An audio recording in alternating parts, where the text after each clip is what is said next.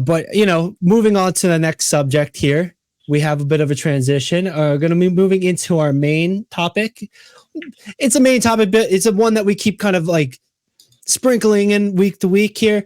It is Overwatch season. Esports are kicking off. The Asia region has started their competitions, but in doing so, they've announced the finalized rosters, and that's really what the main topic here is. And that's the thing I'm like super excited about, because you're seeing how these lineups are now evolving / been solidified and committed, and like this is what the tournament is going to be. So I'm going to start by sharing that a lot of my information was from Commander X. He was an assistant coach and a coach on the London Spitfire for the Overwatch League. He's been in the scene and done a lot of work, and now he's doing some content creation as well as coaching. And specifically, he's laid out this very, very awesome video about ROSTERMANIA, they're calling it, of course, because it's now all the news is coming through. And we get to see the lineups as they solidify. He does a wonderful job from his point of view, especially as a coach, because he's also like presenting you as like you're the team owner, what you should do if you were the owner, if you were playing and you could pick up these rosters, if you were the GM. But more or less for our purposes, we're just going to use this as reference to the teams and the compositions and the players that they have. So first and foremost, we talked about this already. This was announced previously, is the Toronto team. Toronto is going to be actually the Overwatch League esport organization, the Toronto Defiant. They're continuing their journey in Overwatch esports. And they're able to do it in a very specific way because they're picking up Overwatch League champions, recent champions, as well as bringing these guys to Toronto, having them live in a dedicated team house or apartments and then practice in a facility. And that's really cool to see. Specifically, he was on the Florida Mayhem last year, won the champion as the tank. Sugar Free and Merit, very notable. Merit, I believe, was also on the championship team, the Florida Mayhem. Sugar Free was a bit of an upstart, but he's been notarized and has hit peak hype from fans as well as other players, as like he's somebody to look out for in the right meta, especially I think on like a Genji Tracer meta. And then for the support lineup, they've got RuPaul and Vega. RuPaul being another seasoned veteran, winning the championship, and then Vega being a contenders player that really had a big reputation, but never broke into the Overwatch League. I think partly because of age and the age restrictions of being 17, 18 to make that move. For me to keep monologuing here and talk about the the rosters a bit more, we do have Kaluj, Sam, Seeker, UV, Liar. It is a team that has been American Tornado in a lot of previous iterations. But it's nice to see them kind of like reassemble a bit and come together as this FA team. Overall, like there's a lot of different options you can make with these guys. You've got people in North America and like Hawk or Mikey, as well as Dante in the Doomfist tank meta. He really struggled in LA, but most of that probably wasn't him. He was the quiet rock that just steadily did his job and did the thing, and then got a lot of the blame because of probably coaching and strategy and maybe other players who just didn't rise to the occasion. But anyway, Dante is going to be on Maryville. It's a college esports organization. So the lineups are really interesting for that, because you've got these official Overwatch League esport organizations that have now converted into OWCS teams, basically. Then you've got these collegiate level stuff. Nick, trying to just pass this along to you with kind of the star power that I've kind of shared with it, maybe not knowing as much. What's your vibe and thoughts on like a quote unquote professional esports organization competing against collegiates, or the rise of collegiates? Any thoughts or opinions in these areas for something like Overwatch? It's fun. It's fun. It's super fun. It's super fun. And like the reason for it is, right, it's because like sometimes, like the personal experience and I'll reference something like, because I go to MTG tournaments, right? Like legacy tournaments. I'm by no means a professional, but sometimes, round 2, I face a professional and I give him the dollywop. Like it's like you just get the dollywop like that, and that's just fun. Like you go to a tournament, you pay your $50, you beat a pro in a round, and it's like, yeah, you didn't walk out with like the top 8 because of X or Y reason, doesn't even matter. But you have a nice experience. Just laying it down on somebody who's like a professional. It's fun. Some people get freaked out by it, but it's really awesome to be able to play against professionals or people who you look up to or just people you think are better than you. And you get to find out sometimes that it's not, they're not as like far away as they might seem, right? Right. Especially in like these esports games. Walking in, people having reputations really does a lot in that intimidation factor. But when you can rise to that occasion and compete against them or with them, it's a very great feeling. And like, this is interesting too. I'm going to go back into that roster because that Dante roster on Maryville College, it's not like Dante's a professional. He was professional. He's been in the league for like majority of it. I think 5 of the 6 years. But he's competing currently with like Luca Mino, who was also in the league for a while, right? But then they have other players like King or Vision who might have been contenders. Either way, they've all sort of been playing at this level. They've all been a top 500 rank kind of vibe. It's just that against Toronto, you're playing against 3 people who've won the grand finals last year.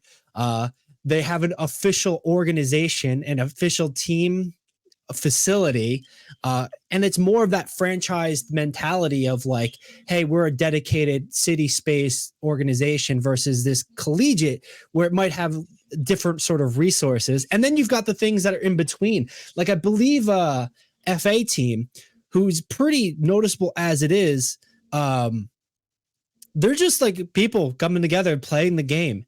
And like that might be like the low end of the spectrum.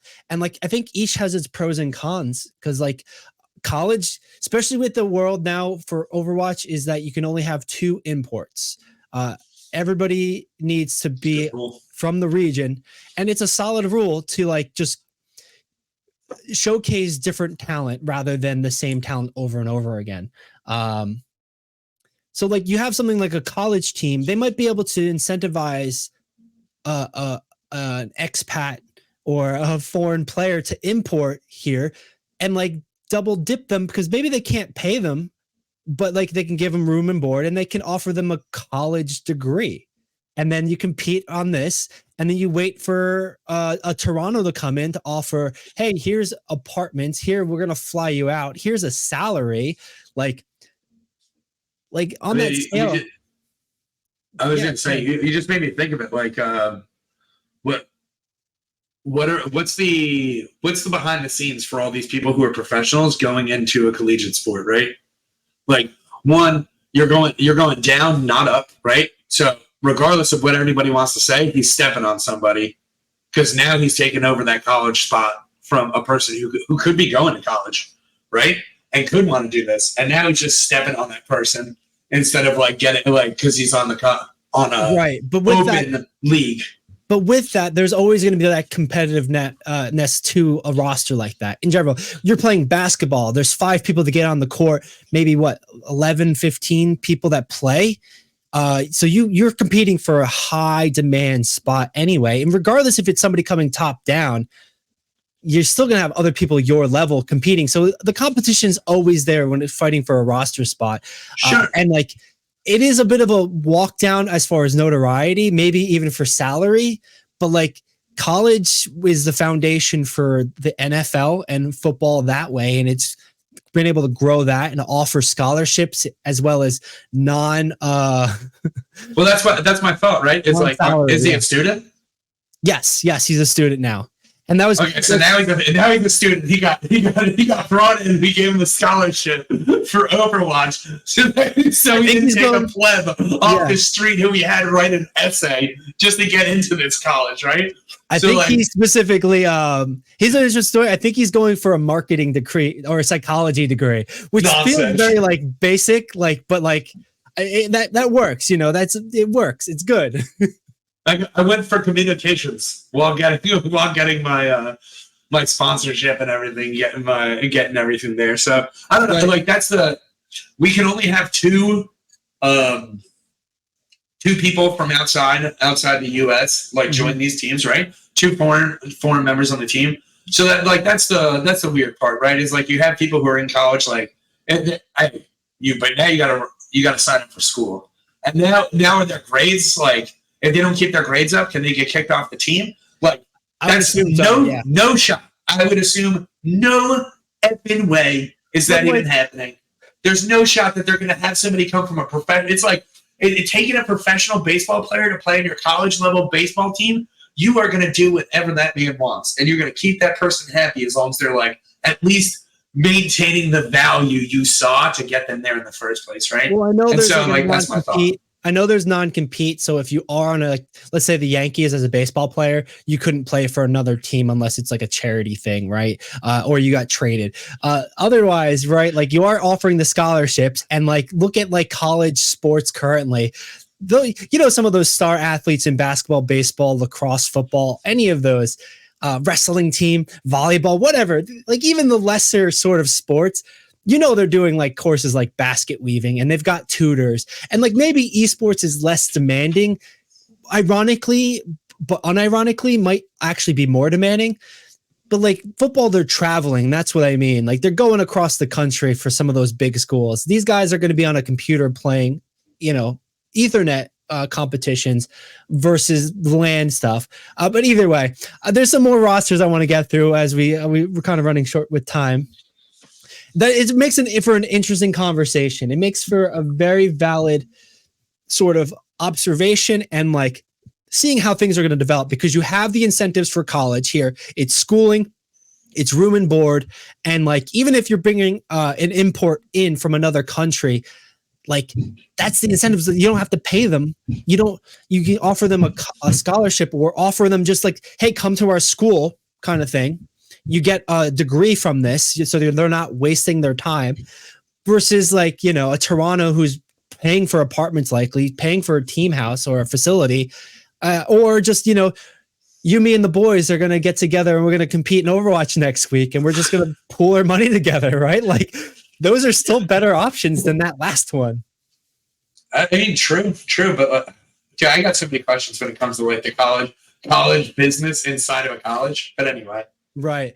And like just moving on to the rest of the roster sort of stuff, the Asia region's already sort of started competing. So we've seen finalized rosters, not just speculative or not just like adjusted rosters, because some of those North American teams, it's still in the running. They sign on to a college, but they could get poached by a professional team like Toronto or somebody else to just, give them money. Here's $60K to play a video game and, But anyway, because it's an open, right? They could just get pulled into another team. Exactly. And like some of those teams are competing in multiple regions. So that import might be moving to North America for part of the season, or then competing in EMEA and with the rest of her team when he's not an import. But anyway, Korean Overwatch has started, and there's been some very, very, very big notable, and I need to talk about this. And I don't know, Nick, if you're going to be excited about it, but I'm sure as hell am, because we've got the return of Runaway. You actually saw these guys play. You're wearing the shirt that you saw them play at the grand finals in 2019 in Philadelphia. Did I? Runaway was picked up by Vancouver Titans, the full roster. Titans famously botched that the following year, and during that game they got 4-0'd by San Francisco, which was a strong team, but I believe that was the Zarya Bastion meta. Anyway, Runaway, the organization, is back. They've picked up Prophet, Zest, Mag as their tank, Lee Jae-gon, Vigilante. These are all Overwatch League pros and like seasoned veterans, and they know what they're doing. And it's still Runner who's running the organization with his wife out of Korea, which is awesome to see. It's been a fan favorite, and it's cool to see how well these guys are going to do. Do any of these names ring a bell for you, Nick? Prophet, Zest, and Mag are the three that like Vigilante probably, but that's just a generic word. His gamer tag.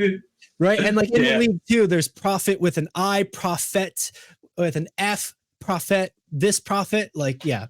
No, I know that Prophet. All right, but moving on to another notable is going to be probably the Forerunners, the number 1 seed, and likely it's going to be Team Falcon.